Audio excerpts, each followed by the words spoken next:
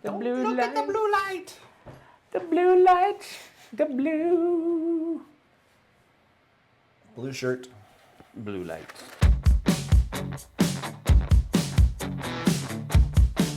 Hey folks, welcome to the Flipside. I'm Sam. I'm JT. And we are going to be talking about our top 5 scenario-driven games. If you came over here from the Dice Tower, thank you for doing that. Give us a like and subscribe. Maybe hit that bell icon. You can be notified when we put out more videos for your viewing pleasure. We're not necessarily focusing on campaign games, although those would fit into this category. Sure. But we wanted to provide some differentiation. With that being said, we did include some games that are probably more campaign-ish, but you can jump in the river anywhere you want. Anywhere you want. That's you the don't thing. have to start with the first one and go all the way to the last. Yep.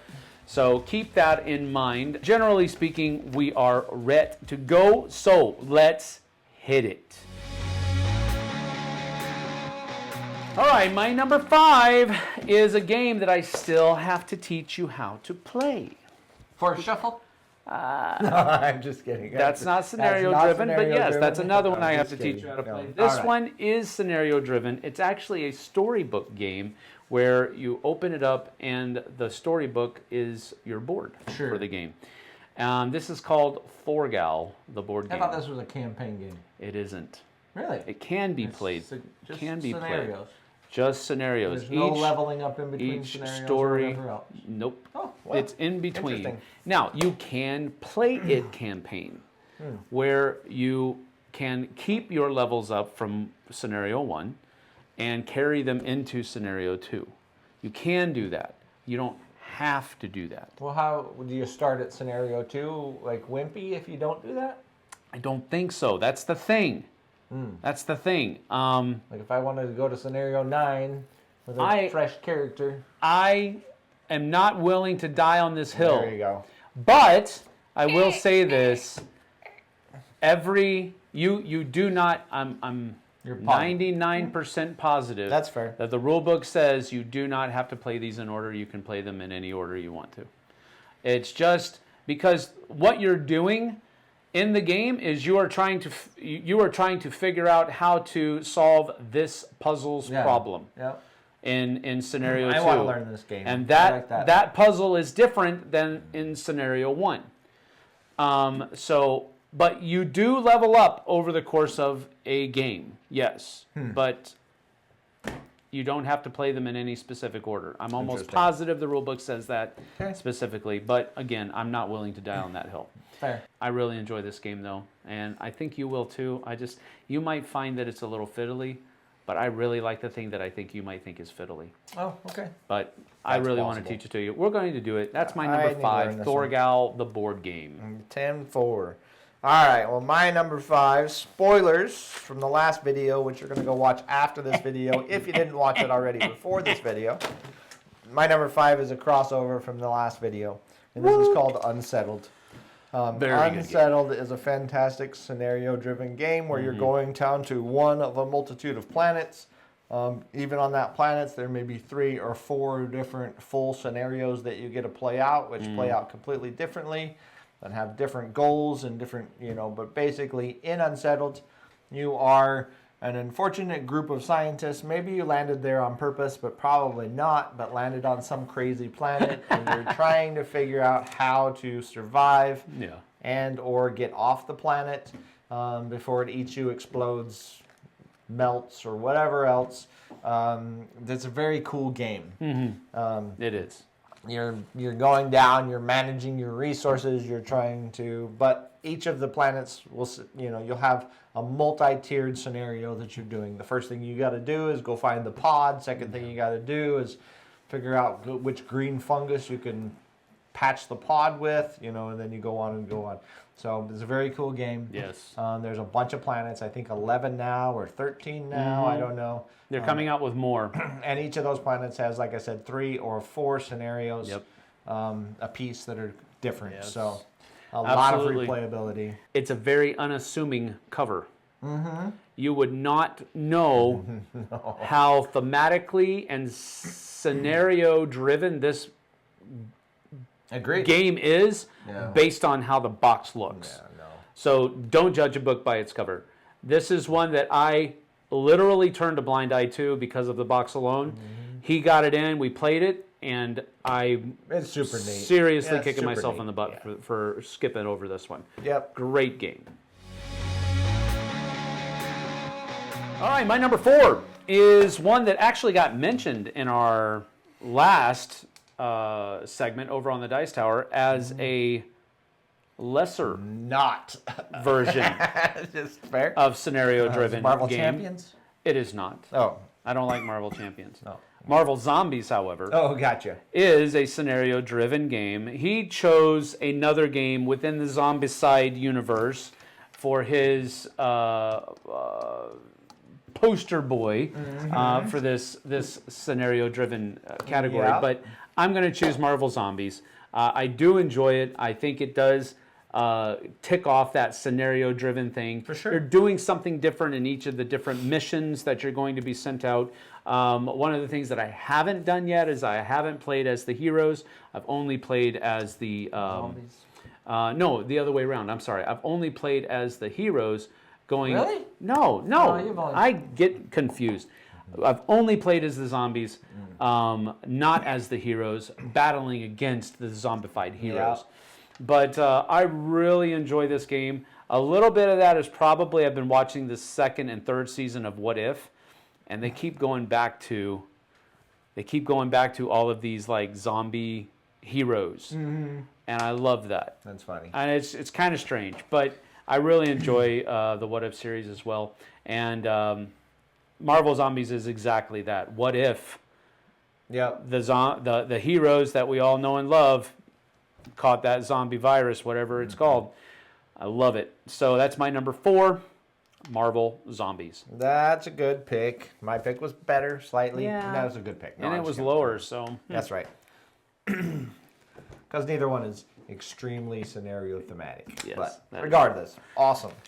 All right, my number 4 is from Lucky Duck Games. This is very much a scenario-driven game, and this is called Destinies. Now, the only downfall of Destinies is once you play a scenario, you probably can never play that scenario again because too many- you know everything. Yeah. I mean, it's chock full of what Destinies is it puts you in place of a character. You're Bob the Builder, and you got to go do whatever, if you're going to keep your workshop, this is all lies, right? None of this is, but if you're going to keep your workshop up and there's some kind of creatures attacking and you're trying to figure out how to protect your workshop, whatever, you're going to go through this entire scenario. And there's 2 other people. This plays up to 3 people. All of your stories are kind of intertwined, but you have a very different story than the other players. Yeah. And you're trying to do your part in the story to win.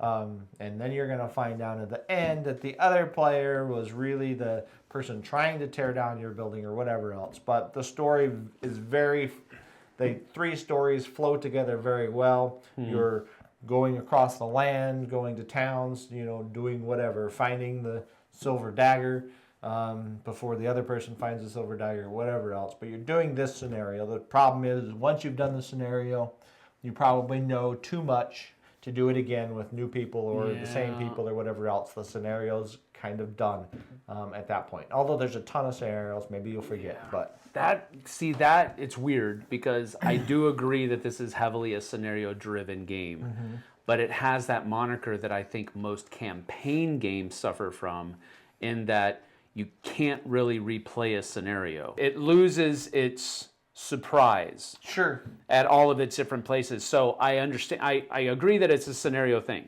Yep. But it feels more like a campaign game to me because of that thing where you spoil the scenario as you play through it. Gotcha. So, Makes sense. whatever.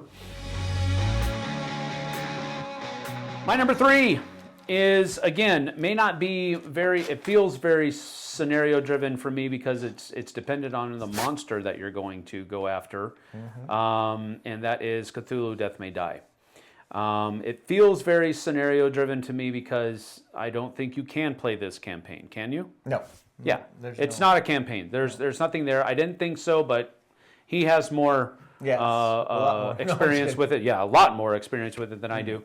But I really enjoy this because each way that you fight The monsters is different. What they do to you, the different kinds of monsters that they bring out are all different. Yep. And that's why I really like it. It's not just this variable player power game, although it is very much that. Each scenario that you play, in other words, what monster you're going to go fight, is very much different. And that's why I wanted to include it on my list. Really enjoy this game. My number 3, Cthulhu Death May Die. That's a decent pick. Decent pick. Decent pick. Going to be on his list. All right, my number 3, although you can mix and match a whole bunch of parts and pieces in this game, and even when you do that, it would still be a scenario. My number 3 is a solo-only game called Final Girl. In Final Girl, it's very much scenario-based. Yeah. You're going onto the spaceship, you're fighting the xenomorph, or you're going to Creech Manor to fight against the poltergeist. Yeah. It's very specific, very thematic horror scenarios. Now you can mix and match those and put different monsters in different locations, but each of the boxes alone is a beautiful, amazing scenario. Yep. I have to tell you too, I just got 3rd season in. I haven't played through all of them, but 3rd season has a quiet place. You know, the creature that you make a noise. Yes. The map that comes with that has underground worms like tremors. So it's like a quiet place with tremors together. Why? I don't know. I haven't played it yet, but I can't wait to play it. I was like, I'm trying to remember if... I don't think so. That's not in the movie, No, right? No. But Huh. I mean, I think it's an extra piece that goes in there. But Okay, all right. But between the 3 seasons, there are 5 different maps and killers in each season. So that's 15 right off the bat. Plus there's Krampus. So that's 16. And then each one has a little vignette, like you can fight against the birds or zombies, or I can't think of what the new one is right now. So that's 3 more. That's 19 different scenarios. And then they have a couple of new ones in there, where if you save Caroline from the poltergeist, now there's another scenario with Caroline's, it's called Caroline's Revenge, where you get to play Caroline, and I don't know what you're going against. So you have to actually pull this thing open. So that's like 21 different scenarios, and all of the stuff that goes to them. What a great game. What a thematic game. I didn't put this on my list. Number 3, Final Girl. I didn't put this on my list. I didn't even think about it. I did have some other solo games that were on my list, but they feel more like campaign solos. Yep. But on my short list, but I didn't have this one on there because I don't know why. Why didn't I think of this? I don't know. It's a I'm an perfect idiot. scenario, right? It's a perfect scenario game, but it is solo I thought only. this would be a crossover for sure. Yeah, it should have been. Yep. It should have been. All right, my number 2 is a game that comes with basically 6 different scenarios in the game. This is the one This is the one you're not going to agree with, because, and no, I'm going to stand my ground. This is what I'm not. Because there is 6 different scenarios There's 6 in this different game. maps. The 6 art different project. maps, and each one has a different thematic thing about it. There's no theme in this game whatsoever. There is. If you play was the good. Egypt map in the art project, that's the game that we're talking about. If you play the Egypt map, how you move is thematic because you're moving up and down the Nile. Okay. If you play in the, I can't remember what it is. It's like a bunch of islands. I can't remember where it is. It's not the Solomon Islands. My number It's- 2, Ticket to Ride. Anyway, no, this is not Ticket to Ride. These are specifically scenario designed maps from one to another. Now, what you're doing on each of the maps, completely the same thing. You are definitely fighting the White Hand. You are definitely trying to reclaim all of these pieces of artwork that they've stolen. You are definitely doing that. But Saruman. each of the different... That's right. That's one thing. I was like, why did they name it the White Hand? I mean, come on. right. Anyway, it does have great artwork, Vincent Dutrait, but this is a great scenario-based game because each map plays considerably differently. How you are able to move around on one map and what you have to do in order to fight the hand on another map are not vastly different, but they are considerably different. And that's why I consider this a scenario-driven game, because each map is that much different than the others. That's my pick. Great pick. I'm standing my ground on this one, folks. Right. The Art Project. It's your number 2? My number 2. All right. All right. Well, my number 2 is a real scenario-driven game. Wow. From Chip Theory Games, called Burn Cycle. In Burn Cycle, I've not played this one yet. This is such great scenarios in this. In Burn Cycle, you're a couple of little robots, and you're going into the big corporate headquarters of some big nasty corporation. There's multiple scenarios, multiple things you have to do. You might have to sneak in there and break all their computers. You might have to sneak in there and, you know, sabotage something, or you might have to kill somebody off, or, you know, get to the top and turn the computer.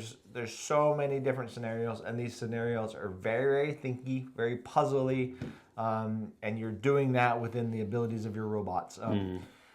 This could be like a dungeon crawl-esque if you want to consider it that, but there's so much, it's so much tighter than like a zombie side or something. It's not as free-flowing and loose and things like that. Yeah. For one, is combat's not it's kind of frowned upon in this game. Is if you do it, you better know you're doing it, because you're probably going to get beat. Combat's not an easy task in this game, and it's a very deliberate thing when you decide to do it. The scenarios are great, though. The different corporations all act different. Some of them are, you know, they lock down doors and they do all kinds of different things. Some of those securities are bigger. Some of them have more troops. You know, just all kinds of things. But the scenarios are really neat, very interesting. From mission to mission, they are very interesting and different. Cool. So, not played it yet, so can't really say anything. Really but cool. It looks cool. Yep. You know anything about me, you probably are expecting this one to be on my list. Memoir 44. You are correct. Yes, absolutely. Absolutely. I love this game. And, you know, the fact that, you know, the base game comes with, I think, 12 to 14 different scenarios. Each of the different expansions that you can buy for the game, that of the ones that are still available, you're going to get another, I think, 6 to 10 different scenarios with each of the expansions that are based in that area or arena or theater of the war. I think there's a whole bunch of fan-made scenarios that you can tons. I think you can get that are uploaded onto their website, and probably an untold number of fan websites that are out there for the game. It has a rather large following even still, and this is getting up to be, I think, a 20-year-old game at this point. I believe it came out in 2005. If I'm not mistaken, I could be very wrong. Maybe I'm conflating that number. I don't know, but it's a considerably old game, and it still has a very large following. We're going to be playing a game of it at Dice Tower West, Overlord, which is something that we do as a tradition, me and a buddy of mine. We always play at least one game of Memoir whenever we go to Dice Tower West. So we're looking forward to it. It's something I really enjoy. And it's one of those war-ish games that is much more acceptable than many of the war games that are out there. Sure. Not acceptable, but... accessible. Accessible, thank you. So I love this game, and it's going to be one of those games that is always going to be an evergreen for me. Days of Wonder, in my opinion, knocked it out of the park. Richard Borg, great design. Love it. That's my number 1, Memoir 44. Nice. I knew that was your number 1. Yeah. All right, what's my number 1? I don't know. My brain doesn't work this way. Anyways, give me some hints. Hold on. Time out. Give me some hints. All right. I'll try to figure this out. It was already on one of your lists. Already on one of my lists. It's got to be Cthulhu Death May Die. It is Cthulhu Death May Die. Told you. I'll go one step further, because Cthulhu Death May Die, the way that it comes out is it comes out with multiple scenarios, and the scenarios withstanding the creatures whatsoever, with taking the old ones out of it completely. Every single scenario is completely different. Yeah. Whether you're going in to stop all of the fires in the place, or whether you're going in to that was the scenario. move the bones. That was the scenario that they made us play when we were playing the heavily prototyped version of it. It was putting out all these fires. Yep, whether you're going out and grabbing bones to put in different altars across the map, whether you're going through a party and you're moving all the party goers and trying to figure out who were the hidden cultists within the party goers, every scenario is significantly different. And like this isn't like a Zombicide scenario. Like every scenario has theme to it. It has, you know, mechanics to it. And then you add a different old one into it, which every single one of those scenarios, you can add one of a multitude of old ones to it, and it will change the scenario significantly because the old one changes significantly. So just one scenario can play completely different, you know, 5, 6, 7, 10 different times. But all of the scenarios are really neat. The stories behind the scenarios are really neat. Some of them are fast. Some of them are, you know, you have to be fast to run across the board and do something, you know, but there's just a lot of different things in there. The scenarios in this are fantastic. The base game comes with 6 scenarios, and then, you know, each of the expansions and the 2 base games since that, or the second edition, not second edition, but season. They have season 1, season 2, season 3, season 4. Now they got 5 and 6 coming. But each of the seasons has 6, plus there's umpteen expansions, more scenarios. Really? Yeah. I didn't realize there were that many. Yeah. Plus the scenarios that come in the expansion boxes and stuff like that. I don't own this game. I bet you, I don't know, I bet you I have, 40 scenarios right now. And they're all significantly different. That's really cool. Yeah. So I'm really glad I put that on my list. Yeah. That's right. But anyways, that's my number 1. Cthulhu Death May Die. Scenarios are neat. Yeah. They're really neat. So. They are. Absolutely. Cool beans. All right, so that is one. We only had 3 crossovers. 3 crossovers. Not bad. Unsettled, Fellowship of the Ring, trick-taking game, and Cthulhu Death May Die. Yep. Very cool. Very cool. All right. Well, I don't know if I'm just going to mention the ones that I had on my short list because they are probably ones that, well, a couple of them are ones that probably have been overlooked. And those are the Princess Bride book adventure game. Jess loves The Princess Bride, the movie. And so that's one that we picked up just based off of that alone. And you play actually through the movie. And each chapter is a different scenario that you have to do something different in. Yep. It's a storybook game, so you open the book and that's the playing board. Goonies Never Say Die also has different scenarios that you play through, but you're also playing through the movie, so it's kind of the same thing. Yep. I mentioned on the last list that I had Massive Darkness 2 on there, but didn't make the cut for the same reasons that we kind of talked about, that it just felt more like a dungeon crawler than a scenario-driven thing. Star Wars Clone Wars is probably one that you wouldn't have agreed with on, because you're really just fighting. It's kind of like the kid version of Cthulhu Death May Die, where you have the same board. You're just fighting a different bad guy. Sure. So it's like Cthulhu Death May Die, in this contest, it's like drinking from the fire hose, and this is just taking a sip of water from the water fountain. Yeah. Adventures of Robin Hood is another one, but it's more story-driven than it is scenario-driven. But it still kind of feels that you have different scenarios that you're playing through. And then Under Falling Skies is definitely a campaign game. Yeah, agreed. But I think after you play the campaign, though, you can play any of those cities. Sure. You can. As a scenario. Yeah. So that's why I was thinking about it. I feel that more variable setup, but you're right. The campaign itself fits that very well. Yep. I don't know. What'd you have? Paleo. Paleo is a really cool game where you have a scenario set up in front of you. The winter's coming, or there's wolves, and you're mixing different decks together to go against them. It has that same thing like Destiny's, though, that once you complete a scenario, you know what's in the deck now. Yeah. Instead of the excitement of figuring out what's in the deck is kind of the big piece of it. So Mansions of Madness, although I wouldn't play that now with Cthulhu Death May Die around. Decorum really has scenarios in it, although they're more so mechanics than anything else. Yeah. So Sea of Legends, I wanted to put on there, but it's a little too loose for a scenario. Sky Team has scenarios in it, but more so in the crew version or something like that. Tamashii just about made my list. I just couldn't figure out if I wanted to kick off Fellowship of the Ring. Tamashii was my number 11. Arkham Horror, the card game, and then Dead of Winter.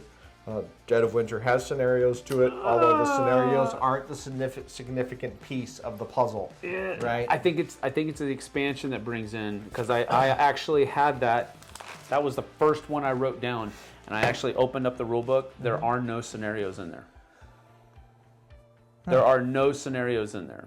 There are. Well, I guess I didn't put there are crossroad. There are. I could have swore as well, but the crossroad cards are where it probably feels like it's a scenario, but it actually isn't. I swear to you, I actually pulled it out. We'll do it right here, live, just to because I pulled out and I looked in the rule book. First of all, there's no scenario book. Yeah. No, I'm just kidding. Give me that. Check it out. Check it out. Betrayal stories, main objective stories. But see, aren't there objectives that you sit on? Like you're gonna do one of the objectives, right? You're gonna get. I guess, but it. I mean, I think this plays into more of. Like you do have objective cards.